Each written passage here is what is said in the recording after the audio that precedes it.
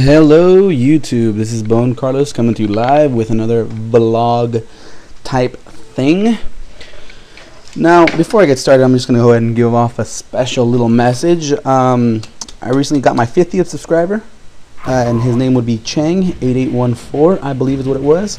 And on the spur of the moment, I decided to be like, hey, 50th subscriber, why not give him a prize? So Chang, if you're listening, send me an email, and I'll so you can claim your prize, which are going to be one. It's either going to be 1,600 Microsoft points, or two, a year subscription to Game Informer magazine. Now, keep in mind that if you're going to want the Game Informer for a year, you're going to have to send me your address so I could send you those magazines. If you're not comfortable with that, then go ahead and take the Microsoft points. If you don't have an Xbox and you don't want to give me your address, then send me an email and we'll work something out. Alright, that's just a little appreciation for my 50th subscriber.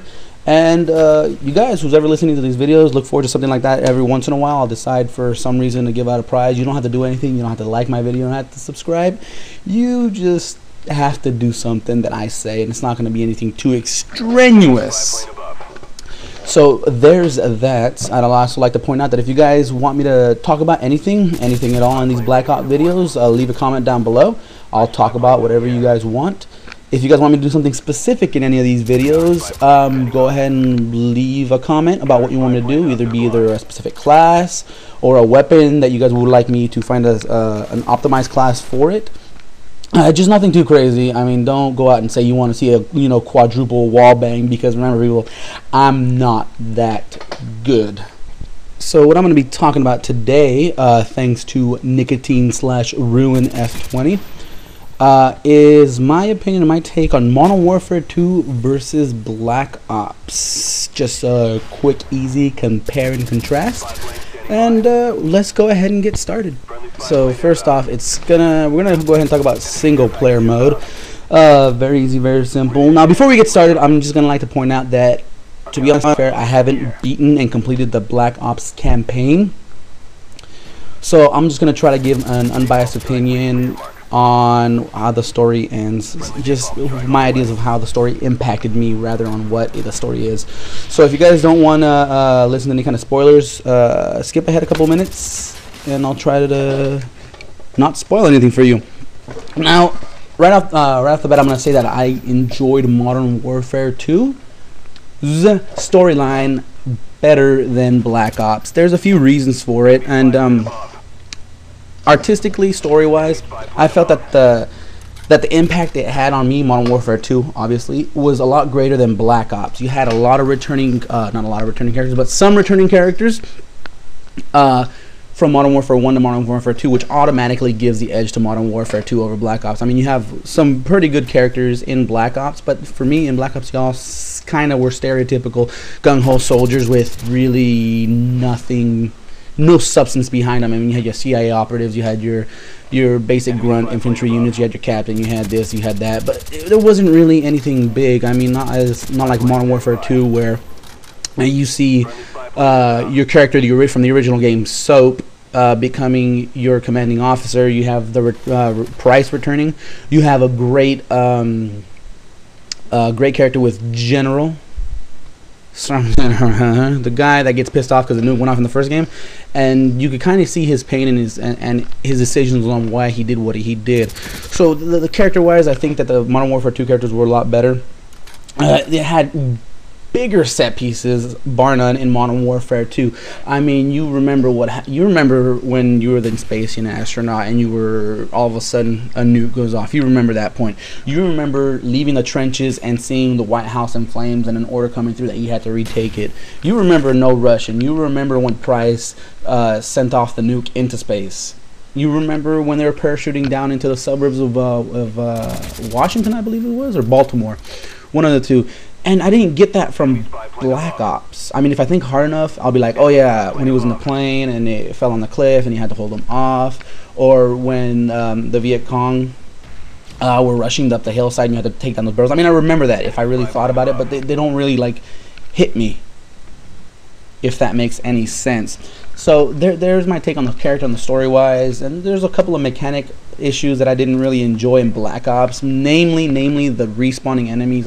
I know why they did it. They didn't want somebody to just hide in a corner and kill all the enemies and then pass on to safety. They want people to run and gun, move forward, move, shoot. But I didn't particularly enjoy it just for the fact that they spawn randomly. I mean, you think you clear a quarter, and all of a sudden you get shot from behind from the same area that you just killed, that you just cleared. If I wanted that to happen, I would play multiplayer. That's just my take on it. So there you go. So I'd have to give my edge to Modern Warfare 2 on the single player campaign. On to co-ops, co-op mode. Obviously, Modern Warfare 2 is gonna have Spec Ops, while Black Ops has the ever popular zombie mode. I don't care about zombie mode. That's just my opinion. I find it a bit overrated. I mean, it's great that you bring in 4 players and try to help you out over 2 in Spec Ops, but still, I like the variety. I like the different challenges that Spec Ops required of you, rather than just, oh yes, let's find a set pattern that we could run around and shoot the zombies while picking up certain weapons that are more useful than others. That's just my opinion. I like the variety in Spec Ops mode, from going to sniping these guys out to being in a chopper gunner, escorting your partner on the ground. I just chalk it up to Modern Warfare 2 Spec Ops. I hope they return that in Modern Warfare 3 over zombie mode. I'll be sorely disappointed if they put in zombie mode. If they put in both, hey, you know what? That'll be perfect solution. That way you get the best of both worlds. But for me, Spec Ops is bar none better than zombie mode. So it's 2-0 in favor of Modern Warfare 2, and then let's go ahead and have our thoughts on multiplayer.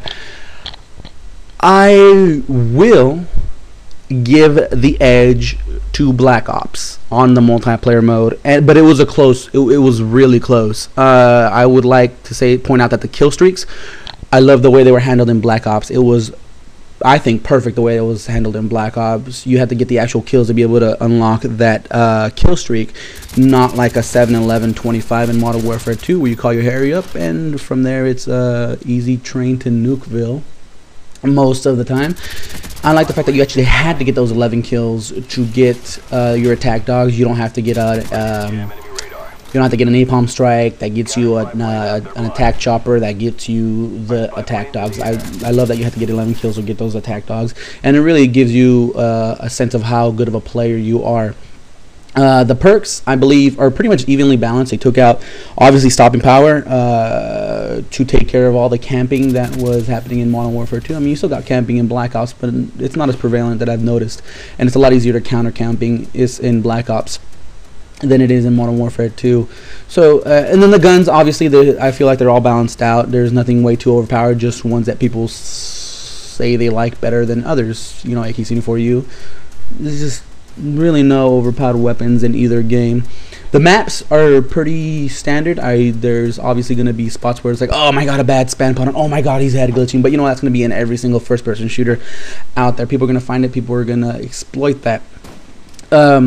So there you go, there you have my take on it. I feel that if they really put their heads together and get a multiplayer experience on top of a single and co-op experience that you have in Modern Warfare 2 and Black Ops, you'll have a great first person shooter. So there you have it.